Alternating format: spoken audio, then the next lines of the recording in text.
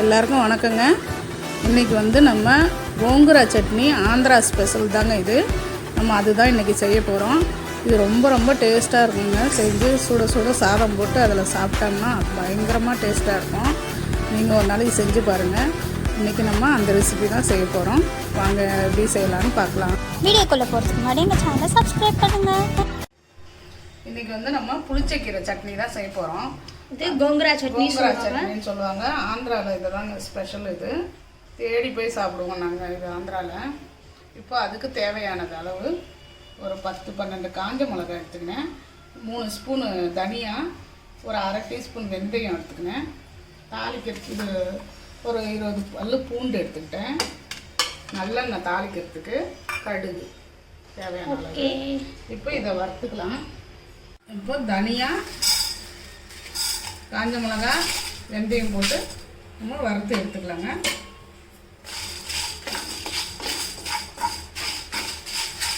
சின்ன கட்டாக ஒரு கட்டு எடுத்துக்கிறேன் புளிச்சக்கீரை. நீங்கள் வேணால் 2 கட்டு எடுத்து, பெரிய ஃபேமிலியாக இருந்தால் 2 கட்டு எடுத்துக்கலாம். இது நம்ம அரைச்சி வச்சிட்டோம்னா ஒரு வாரத்துக்கு நல்லா இருக்குங்க, கெட்டே போகாது. ஊறுகாய் மாதிரி கூட நம்ம வச்சுன்னு சாப்பிட்லாம். இட்லி, தோசைக்கு எல்லாத்துக்குமே சாப்பாட்டுக்கு ரொம்ப நல்லாயிருக்கும் சுட சுட சாப்பிட்டா. இப்போ வறுத்து எடுத்தாச்சு இது. இப்போ நான் கொஞ்சம் நல்லெண்ணெய் ஊற்றிக்கலாங்க.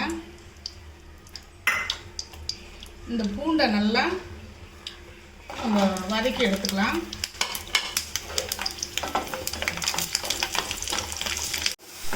ஓகே, இப்போ பூண்டு எடுத்துக்கலாம்.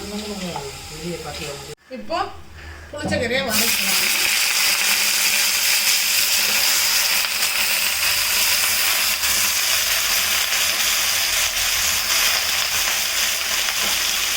ரொம்ப ஈஸி மெத்தடில் செஞ்சுக்கலாம். டேஸ்ட்டாகவும் இருக்கும். ரொம்ப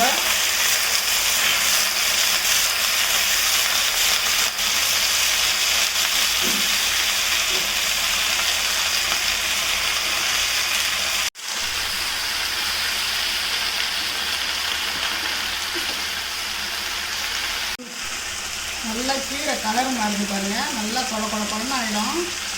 ஒரு 5 நிமிஷம் வதக்கினாலே போதும். இது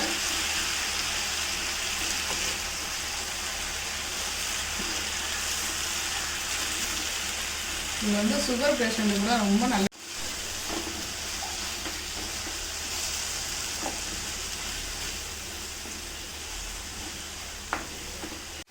பாருங்க எப்படி சுருண்டுடுச்சு பாருங்க. கலரும் மாறிடுச்சு. பச்சை கலர் போய் ஒரு மாதிரி செம்மண் கலர் வந்துடுச்சு.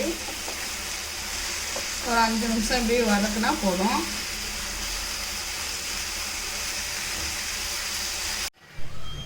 இப்போ இந்த பூண்டு, தனியா, மிளகாலாம் வதக்குனதெல்லாம் இதில் போட்டுக்கலாங்க அந்த ஜாரில்.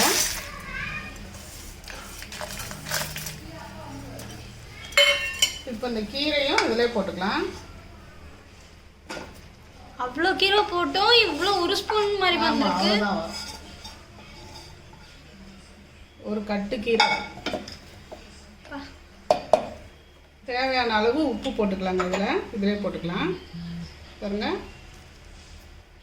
இது ஏற்கனவே புளிச்ச கீரை தான், அதனால் நம்ம புளியெல்லாம் சேர்க்க வேண்டாம். அதனால தான் காரம் அதிகமாக போடுறது இதனால.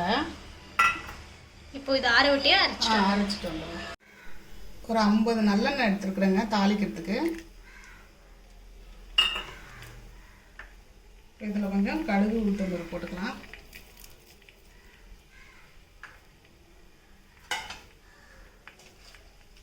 ரெண்டு காஞ்ச மிளகா புட்டு வச்சுருக்கேன், அதையும் போட்டுக்கலாம். இப்போ கடுகு வெடிச்சிட்டு போட்டுக்கலாம்.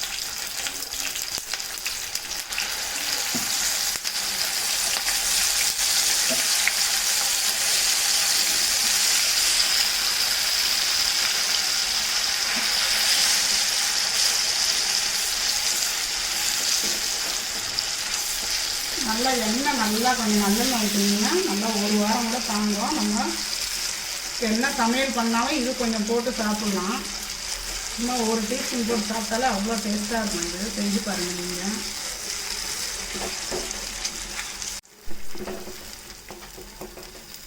அவ்வளோதாங்க, முடிஞ்சிருச்சு. நீங்கள் இது செஞ்சு சாப்பிட்டு அப்புறம். ஓகே, முடிஞ்சிருச்சு. கோங்குரா சட்னி. பாருங்கள் கோங்குரா சட்னி ரெடி ஆகிடுச்சு. இது நம்ம வந்து புளிச்சக்கீரையில் தான் செய்கிறோம். இது வந்து உங்களுக்கும் ரொம்ப பிடிக்கும். ஒரு வாட்டி செஞ்சு பாருங்கள். இது ஆந்திரா ஸ்பெஷல் தாங்க இது.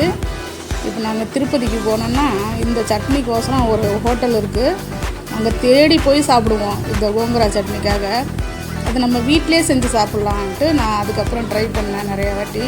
இந்த வந்தவாசி சைட்லலாம் பாருங்கள் கோங்குரா சட்னி இல்லாமல் இருக்கவே மாட்டாங்க. அது மாதிரி நீங்களும் செஞ்சு சாப்பிட்டு பாருங்கள். ரொம்ப ரொம்ப டேஸ்டியாக இருக்குங்க இது. தேங்க்யூ. இந்த வீடியோ உங்களுக்கு பிடிச்சிருந்தா மறக்காமல் லைக் பண்ணுங்கள், சப்ஸ்கிரைப் பண்ணுங்கள், பக்கத்தில் இருக்க பெல் ஐக்கானையும் ப்ரெஸ் பண்ணுங்கள். தேங்க்யூ ஃபார் வாட்சிங்.